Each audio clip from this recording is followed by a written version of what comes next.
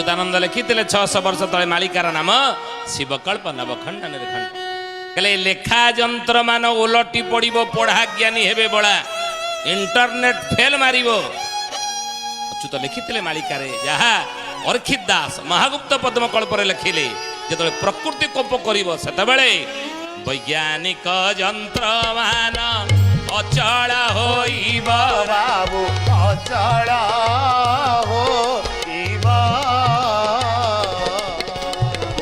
हरिंकर चक्र खाली गुरुण जे थिबो बाबू गुरुण जे थिबो अर्खित दास महागुप्त पद्म कल्पर लिखिले कथा ओलाशुणी पहाड़ रे शून्य समाधि नहीं थिबा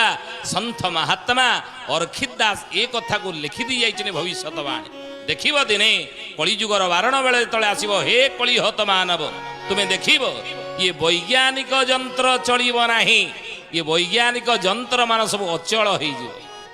हरिंकर चक्र खाली घूर्ण जे थिबो काल चक्र रही शून्य फेरुथिबो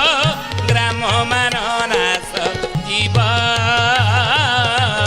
सात खंड ग्राम खंडी होइब निष्ठा वचन मोर महापुरुष कहते आमे कहू बारंबार सचेतन सतर्क कर मालिका माध्यम सतर्क सचेतन भयभीत नुह